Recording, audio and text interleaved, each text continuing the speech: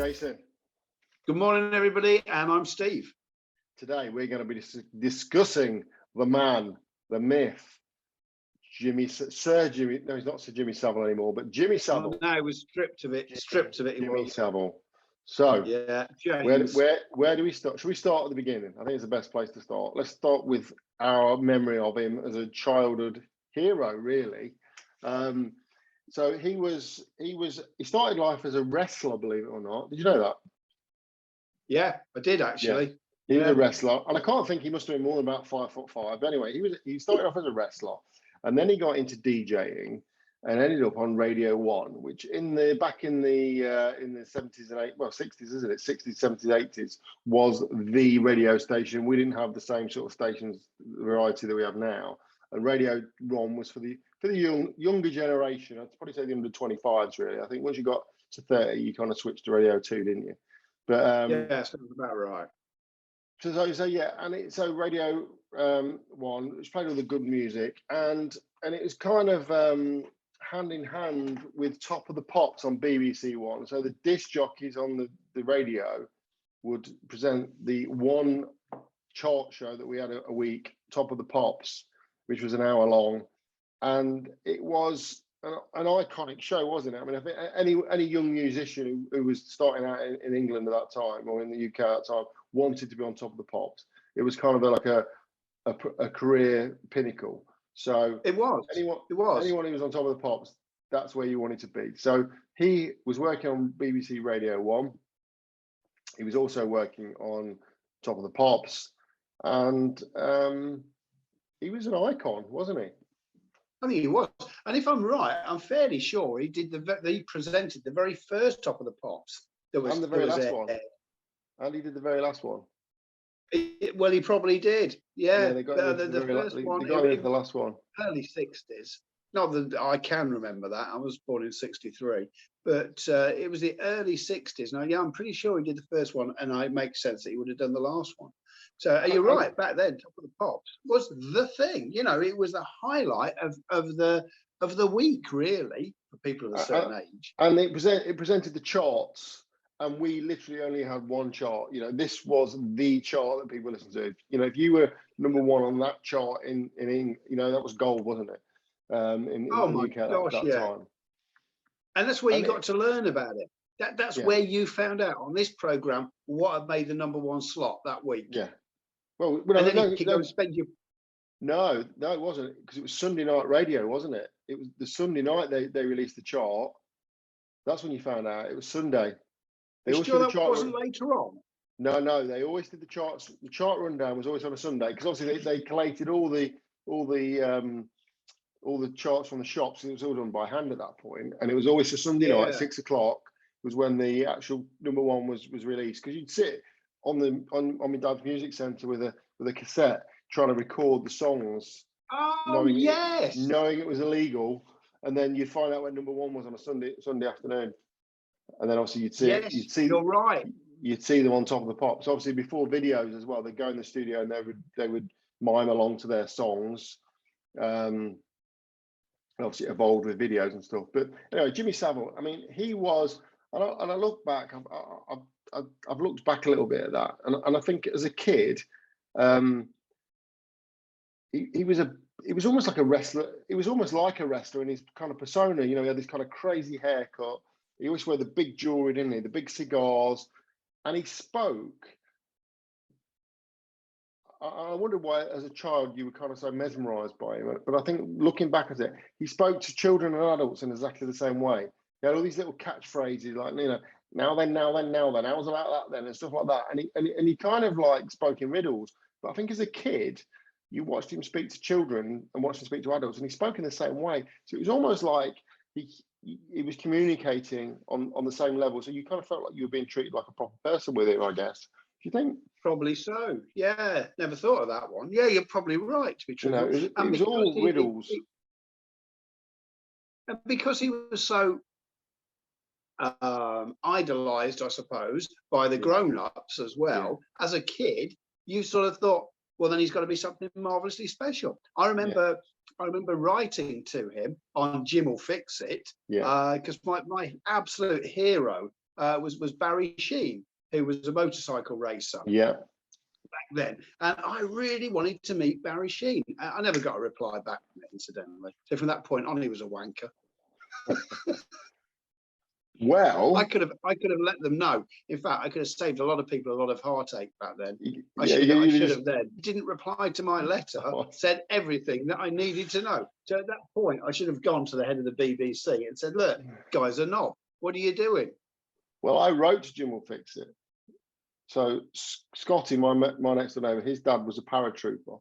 So their whole family was, Scott always wanted to be in his paras, his brother wanted to be in the paras, and it's always about parachuting. And he had the Red Devil action men, the Red Devils, which was the kind of the paratroopers kind of showman side of it.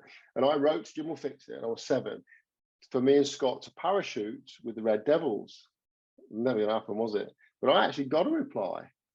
And I remember to this day, I remember the letter, the J had a little smiley face put in the bottom of the J with a loop, and I do remember that. And it was a prized possession of mine until my younger brother ripped it up in a fit one day because he fell out or something, and he tore it up, along with scratching my Mike and Bernie Winters album. No.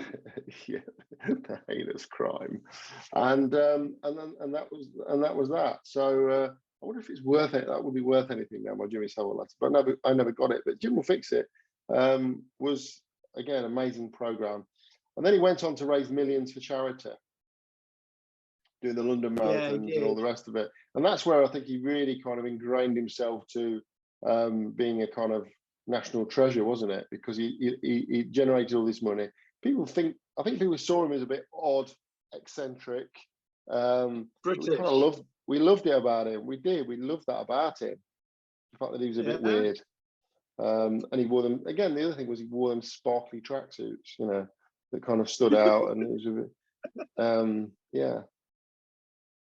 But the fact that one person could hoodwink an entire nation, a world, if you like, that's just incredible. Is that because we didn't want to believe things, or it's not very good, is it? Hindsight's a marvelous thing. People talk about, well, I bloody knew that. Well, look at that. Look, all the signs were there. Why didn't we see them? Well, hang on a minute. We didn't see them because the guy was incredibly clever at what he did.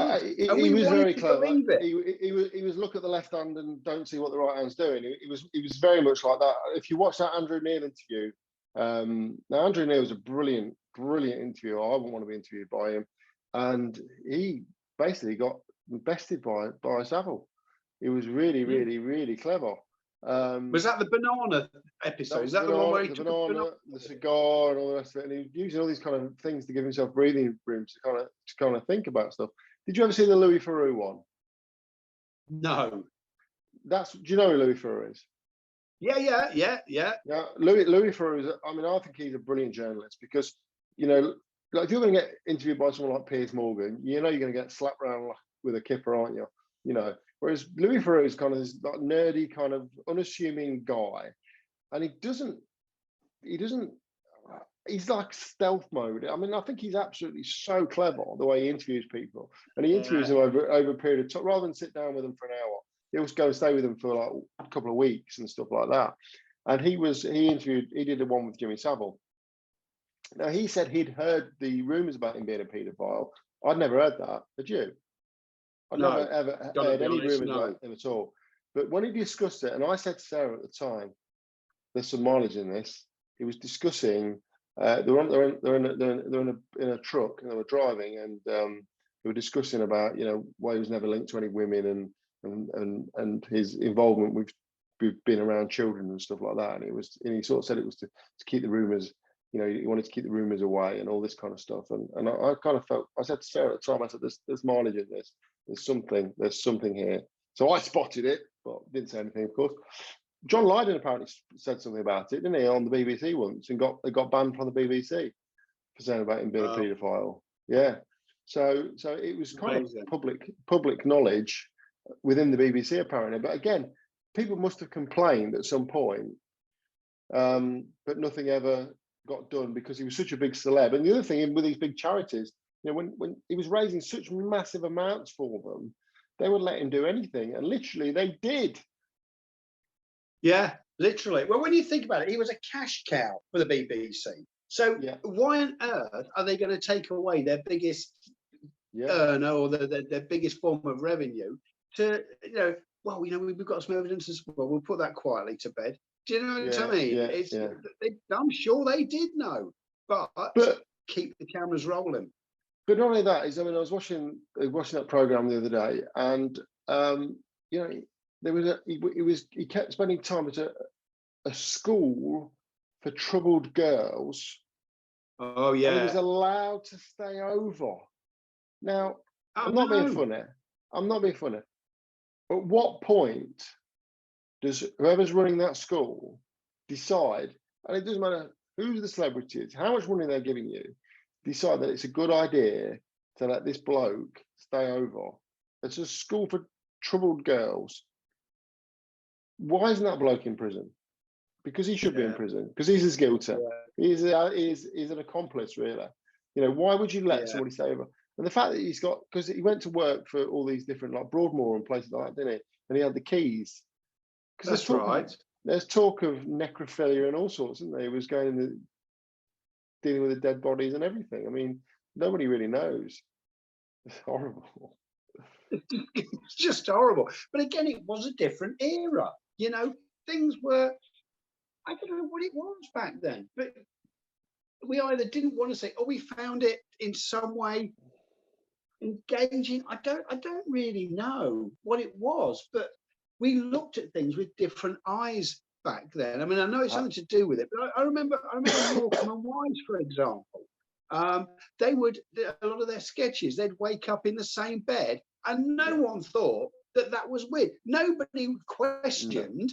You know, oh, what was kind of that? It was Morecambe and Wise. So why wouldn't they live together? Do you see what I mean? There was no form of sexual prowess or innuendos linked to it whatsoever. It was just, it was what it was.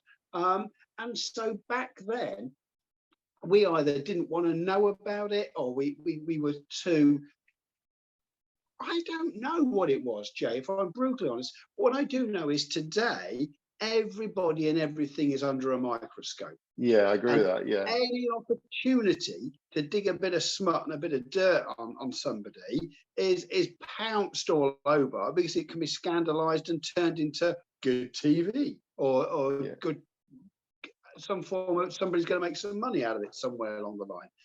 I think the fact of it is we didn't necessarily sexualise everything. You know, going back to Morecambe and Wise, it was just two blokes who woke up in bed together. Whereas now you would think, well, if they're in bed together, they've obviously been shagging all night, the dirty bastards. You know what I mean? That's the mentality. Whereas you'd look at it and think, oh, there's two guys, they're obviously sleeping in the house, only got one bed, so they sleep in the same bed, and nobody thinks anything of it. Exactly. And I think it was more innocence and lack of awareness, potentially, of the public. Do you know what, Jay? Perfect. It was an innocence, an absolute innocence that everybody wanted to hold on to, I think. And you could even say, well, this was the coming of an era. It was the beginning of an era where things all started to change, and the world got a lot smaller, and mobile phones came out, and technology started to go off at a rate. And when that happens, you get news a lot faster. You get to hear about things a lot faster. Fake news gets spat out a lot as well. I'm not saying for a second that the Jimmy Savile thing is fake news. Don't take that wrong. But it really was an era. When people turn around and say, how can we have been so blind? It was because that's how things were accepted then. We didn't question. We weren't blind. We weren't questioning. We weren't looking for those things, whereas we do today. But then obviously people would have probably did come forward at the time, and then just obviously got pushed under the carpet. But I think, again, history's shown there's a lot of times where people have come forward in the past about things, and because they've been prominent, important people, you know, people had a lot more power then, I think, than they probably do now. Because, like you say, things we look for the scandal. So people did get away with, you know, people like Greville Janner and other people, you know, they did get away with a lot more than they do now. I think the saddest thing for me is that he never got found out before he died. That he never actually got And I think he was No. just one of these people that was so full of his own kind of importance that he just thought he could get away with it, and he did. And that's the saddest thing, is he got away with it. I mean, fortunately for the people who are involved, that they haven't got to go around and look at his statues, and people are still kind of waving the banner for him. And the fact that people are aware exactly who he is. It's funny. I used to do the fancy dress costumes, and Jimmy Savile was one of the costumes we used to do. That's how famous he was. He had his own fancy dress costume, which I pulled straight away as soon as it all came out. In fact, I think I was one of the first to pull him off the market. But yeah, it looked like Rolf Harris as well, wasn't it? I mean, there was Rolf Harris, another one. He was another one. He used to do It's a Knockout and stuff like that. Yeah. There was a lot that all got kind of put under the same Operation U Tree, wasn't it? Yeah. A lot of them kind of got fingered, for want of a better word. A lot of them got fingered in the same investigation. But oh dear me! But the fact that he could, So I don't think, as a nation, we should beat ourselves up to have allowed that to happen. Certainly, there are people that should be held accountable, and he's gone now. That's it. They've done what they could. They stripped him of his OBE and all the other bits and pieces. But there are still people that could be held accountable. Head of the BBCs who knew that this was going on, who are still alive, and they are the ones that should be brought to task about it. And ahead of the schools and the hospitals, because what right mind would you give anybody a set of keys to go? I mean, I know he worked as an orderly in the hospital some days, didn't he? So as a staff member, he would have keys, I guess. But to be just given free rein to go in and out as you please, and he had a suite at the blinking Boardmore, I think. I'm sure he did. He used to stay there. I mean, mental. Mental. You can't believe it, can you? You really can't. No, you can't. You cannot believe it, and especially, and again, watching as an adult now, he's such an odd bloke, and people must have thought the same. Other adults must have thought the same of him at the time, surely. Right? No. Now you look at it and you think, oh well, what an odd bloke, because of everything that's come to light. Back in the day, even now, I think I still think he's an odd bloke. Back in the day, without knowing, I think he's an odd bloke. But that was probably his charm. I think he just talked so much bollocks that people just didn't question it, because he just, some people do talk in riddles, and you kind of at the point where it's almost like the emperor's new clothes. Like, if I question you, I feel thick because I have not got a foggiest what you're on about. And I think he was one of them. He just talked in so many riddles. Incredibly clever. What he did. Yeah. As I say, to be able to hoodwink an entire nation, one person, and get to. I mean, we're talking. He knew proper people. He used to spend Christmas with Margaret Thatcher, who at the time was the Prime Minister. And Prince Charles used to ask him for advice on like PR and stuff like that, and Diana. And he used to get, his Rolls Royces. He used to get given them every year. He used to get given a brand new Rolls Royce every year. Given one by Rolls Royce. Didn't know that. Yeah. I didn't know that till I saw it the other day. Louis Theroux said it on one of his interviews. Yeah, he got given it. So he wasn't actually that wealthy in himself. And he had an odd relationship with his mother, didn't he? He lived with his mother till she was 40. Till he was 40. And then when she died, he kept her flat and all her clothes in the flat, and everything was as it was. So, and he still used to go up there and stay in the flat with all the stuff in it. And I thought that was weird.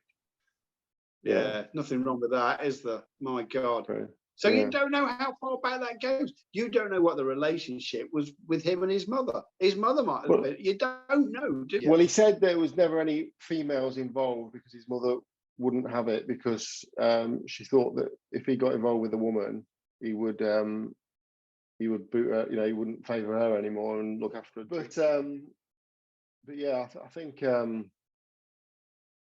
But I think that was probably just a bit of a mask for him not wanting to meet anybody, because he obviously wasn't really interested in women, was he? He always said he liked girls better than women, didn't he? He said in that interview. And did you watch the bit on that interview I showed you where his two friends came on? Yes, with Nora or Norma. The other one as well. But I looked at both of them and I thought, I don't want to cast any judgment, but they didn't look like they should be allowed around primary schools, either of them, if I'm quite honest. And you shouldn't say that just by looking at somebody, but knowing their association with him, you know, you won't want to show them, you won't want them living in your primary school, you know. Dear me. That's probably No, unfair. you bloody well wouldn't. That probably might be unfair of me to say that, but that's just the impression that I got. Yeah, Me. dodgy So pet. there we are. So he got caught in the end. You know, sadly, he never got to know about it. But the people that it hurt mentally, physically, at least they've got a little bit of retribution, knowing that he had been caught, and he's got to his help. great his gravestone's gone now, isn't it? He's buried in my grave, I believe, isn't he? I think so. Yeah. Yeah, I think he's removed. Quarry. Well. Dug him up, shoved him in the quarry. Shoved him in the quarry. Good man. Right, we'll leave that one there then. That was quick and painless. That one wasn't it? Yeah, We'll leave Jimmy there. One more thing. I do remember going to a motorcycle show, and it was a classic show, and there was a sign. It was an old Suzuki RE5 water cooled thing, and it was immaculate, absolutely immaculate, and it said the only thing to come out the 80s that hadn't been ridden by Jimmy Savile, which I thought was quite amusing. Going back to the fancy dress thing, his kids started to wear them on Halloween, Jimmy Savile costumes. And they started to ban them from certain places because, they were going for the Halloween costume, became a bit of a cult icon, but it started to get places being a little bit too offensive. Sort of thing Prince Harry had come out with. I don't know. Right. Love that. I love we'll leave that one there. What are we talking about next, Jay? Well, you brought up the subject for next one, didn't you? Yeah. What is it? So, well, let's get it out. Free porn. Free porn. We're going to talk about free porn. Free porn. You know what? One of mankind's greatest gift to humanity. It just, or not. There it or is. not. We shall see. Right. Until next time, everybody. Thanks for watching. Remember to like and subscribe. Bye. See you guys.